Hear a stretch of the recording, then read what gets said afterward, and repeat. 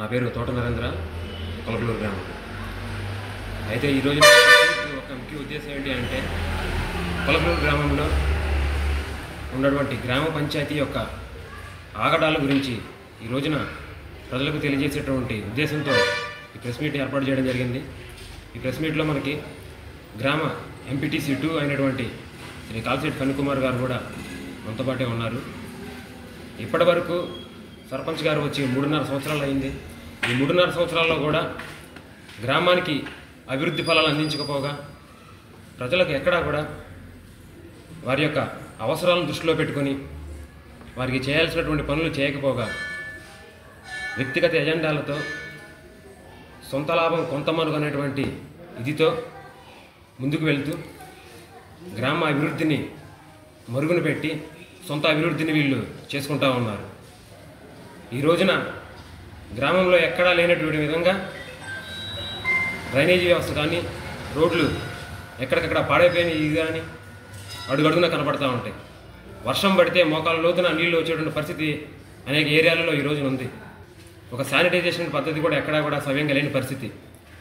ఇలా ప్రజలకు కావాల్సినటువంటి అవసరాలను తీర్చకుండా ప్రభుత్వం ఈ రోజున సొంత నిర్ణయాలు తీసుకుంటూ చట్టాలను ధిక్కరిస్తూ పరిపాలన కొనసాగిస్తూ ఉంది. ఆంధ్రప్రదేశ్లో ఏ గ్రామంలో కూడా లేదు. పంచాయతీలో నిర్వహించవలసినటువంటి కార్యకలాపాలను తీసుకువెళ్ళి సచివాలయంలో కార్యకలాపాలు కొనసాగిస్తూ ఉన్నారు.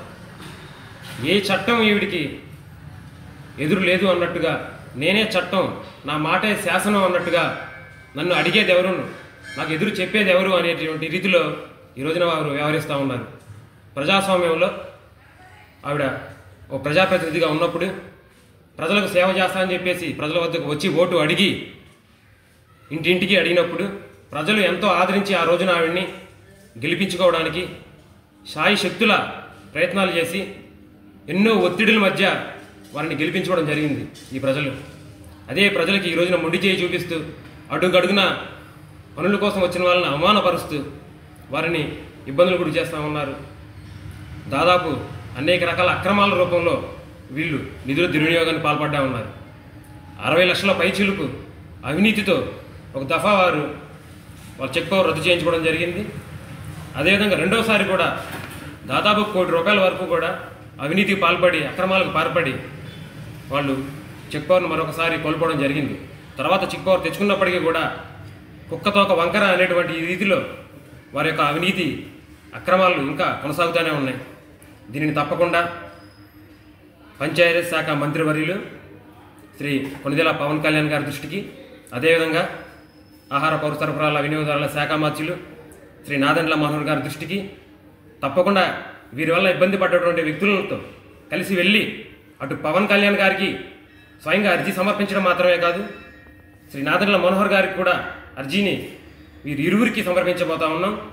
ఖచ్చితంగా గ్రామ ప్రజలకు మేలు చేకూరేలాగా, గ్రామ సంబంధించినటువంటి నిధులు ప్రజలకే వినియోగించేలాగా కూడా వారిని చర్యలు తీసుకోవాలి. ప్రజలకు అండగా నిలబడాలి.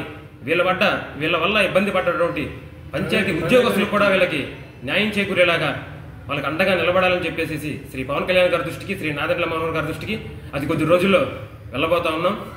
ప్రజలకు ఇదంతా కూడా ఎందుకు తెలియజేస్తున్నాము అంటే, ప్రజాస్వామ్యంలో మరొకసారి ఏ ప్రజాప్రతినిధి ప్రజలకు మేలు చేస్తామని చెప్పేసి ముందుకొచ్చి గెలిచిన తర్వాత ఇచ్చిన మాటలను తొంగలో తొక్కి మరొకసారి తప్పు చేయకుండా ఉండాలి అనేటువంటి రీతిలో మనం బుద్ధి చెప్పాలి అనేటువంటి ఉద్దేశంతో దీనిని చాలా సీరియస్గా మేము కూడా పరిగణలోకి తీసుకొని ముందుకెళ్ళబోతా ఉన్నాం. ధన్యవాదాలు. ప్రైవేట్ అతిపెద్ద మేజర్ పంచాయతీ గ్రామం అయినటువంటి కొలకలూరు చెందినటువంటి మన పంచాయతీలో చాలా రకాలుగా పంచాయతీరాజ్ చట్టాన్ని తూట్లు పొడిసి వాళ్ళ ఇష్టానికి వచ్చినట్లు మేమే చట్టం చేస్తాము, మాదే అన్నట్లుగా వ్యవహరిస్తున్నారు. దీనికి చాలా ఉదాహరణలు ఉన్నాయి. ఒకటి, ఈరోజు జరిగినటువంటి సర్వసభ్య సాధారణ సమావేశానికి మనకి 3 రోజుల ముందు నోటీస్ పంపించారు. ఆ నోటీసులో పంచాయతీ కార్యాలయంలో సమావేశం నిర్వహిస్తున్నామని చెప్పి ఉన్నారు.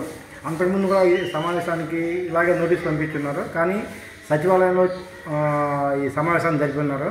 కానీ పంచాయతీరాజ్ చట్టం 1994 ప్రకారం 227 జీవో ప్రకారం పంచాయతీ సమావేశాన్ని కంపల్సరీగా పంచాయతీ ఆఫీసులోనే జరగాలి. ఆ విషయాన్ని నేను జిల్లా కలెక్టర్ గారి దృష్టికి, జిల్లా పంచాయతీ అధికారి దృష్టికి తీసుకెళ్ళగా వాళ్ళు వెంటనే స్పందించి వాళ్ళు పంచాయతీ సమావేశాన్ని, ఈరోజు జరగాల్సిన సమావేశాన్ని పంచాయతీ ఆఫీస్ నుండి జరగాలని సర్క్యులర్ ఇచ్చి ఉన్నారు. దాన్ని మన సెక్రటరీ గారు పంచాయతీ సమావేశం ఏర్పడుతున్నారు. సర్పంచి వచ్చి పంచాయతీ సమావేశం మా ఇష్టం వచ్చినట్టు చేసుకుంటాము, మీరు చెప్పేది ఏంటి మాకు, మేము మెంబర్లు ఉన్నాము అని చెప్పి వాళ్ళని తీసుకొచ్చి అక్కడి నుంచి పంచాయతీ సమావేశాన్ని తిరిగి మళ్ళా సచివాలయంలోనే ఏర్పాటు చేసుకోవడం జరిగింది. ఇది ఒక రకంగా పంచాయతీ చట్టాన్ని ఉల్లంఘించడం జరుగుతుంది. ఇంకా మాట్లాడితే పంచాయతీ సమావేశాన్ని మా ఇష్టం వచ్చిన చోట జరుపుకుంటాము, మేము ఎక్కడ జరుపుకుంటే అక్కడ మీరెవరు అన్న విధంగా మాట్లాడింది. మరి దీన్ని పంచాయతీ అధికారి గారు కానీ, కలెక్టర్ గారు కానీ, మరి పంచాయతీరాజ్ శాఖకు ప్రాతినిధ్యం వహిస్తున్నటువంటి పవన్ కళ్యాణ్ గారు కానీ, మన తెనాలి నియోజకవర్గంలో పౌర సరఫరాల శాఖ మంత్రి నాదెండ్ల మనోహర్ గారు కానీ ఈ పంచాయతీరాజ్ చట్టాన్ని ఉల్లంఘించడం అనేది నేను సీరియస్గా తీసుకోవాలని కోరుకుంటున్నాను. అలాగే మన దీంట్లో కలెక్టర్ గారికి ఇచ్చిన రిపోర్ట్లో మన సర్పంచి ఒకసారి జరిగినటువంటి సాధారణ సర్వసభ్య సమావేశంలో ఒక పంచాయతీ వార్డు మెంబర్ని ఏదో ప్రశ్న అడిగితే చెప్పు తీసి కొడతా అని చెప్పి సర్వసభ్య సమావేశంలో మాట్లాడడం జరిగింది. దాన్ని అందరూ ఆక్షేపించారు. అది స్టేషన్ దాకా, పోలీస్ స్టేషన్ దాకా కూడా వెళ్ళింది. మరి దాని విచారణ ఎంతవరకు అయిందో నాకు తెలియదు. అలాగే ఒక పంచాయతీ ఇన్ఛార్జి సెక్రటరీ వంటి మహిళని చెక్కుల మీద సంతకం పెడతావా లేదా అని చెప్పి గదిలో నిర్బంధించడం కూడా జరిగింది. ఆ రోజు కూడా పంచాయతీ వార్డు సభ్యులందరూ రాగానే అక్కడి నుంచి వెళ్ళిపోవడం జరిగింది. దాని మీద ఆవిడ కూడా పోలీస్ కంప్లైంట్ ఇవ్వడం, పై అధికారులకి విన్నవించడం జరిగింది. మరి దాని మీద ఎటువంటి చర్యలు తీసుకున్నారో మరి ఇప్పటిదాకా తెలియరాలేదు. అలాగే పంచాయతీరాజ్ చట్టాన్ని చేతిలోకి తీసుకుని చట్టానికి విరుద్ధంగా ఏ తీర్మానాలు చేసినా చెల్లవు. ఆ సంగతి ఎన్నిసార్లు తెలియపరుస్తున్నా చట్టానికి విరుద్ధంగా తీర్మానాలు చేస్తున్నారు. అటువంటి తీర్మానాలు రద్దు చేయాలని నేను కలెక్టర్ గారిని కూడా కోరుకుంటున్నాను. ఎందుకంటే ఆ కలెక్టర్ గారికి ఆ తీర్మానం రద్దు చేసే అధికారం ఉంది. అలాగే పంచాయతీరాజ్ మన చట్టం ప్రకారం కొలకలూరు గ్రామ పంచాయతీలో కరెంటు బిల్లు దాదాపు 2,03,70,000 రూపాయలు పైగా ఉంది. ఇప్పటివరకు కరెంటు బిల్లు కట్టే దాఖలాలు అయితే లేవు. మరి ఆ బిల్లు ఎప్పుడు కడతారో తెలియదు. మరి ఈ సంవత్సరం ఎలా గడిస్తే వాళ్ళకున్న పదవి కాలం ముగిసిపోతే ఇంకో ₹1 కోటి వరకు పెరగచ్చు. ఈ 4 కోట్లు నెక్స్ట్ వచ్చే సర్పంచి ఈ కరెంటు బిల్లు బకాయిలు కట్టుకోవడమే సరిపోతూ ఉంటుంది. అభివృద్ధి కార్యక్రమాల మీద ఏమీ దృష్టి సాధించలేదు.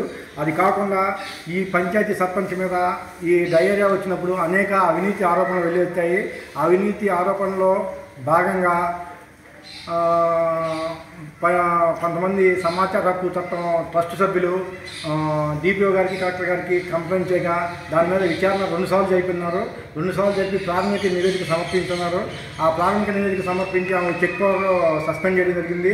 ఒకసారి జరిగిన విచారణలో దాదాపు 98 లక్షల రూపాయలు అవినీతి జరిగింది. అవినీతి అనే కంటే కూడా పంచాయతీ నియమ నిబంధనలకు విరుద్ధంగా, పంచాయతీ గైడ్లైన్స్కి తెలియకుండా, అంటే పంచాయతీ గైడ్లైన్స్ పాటించకుండా వైలేషన్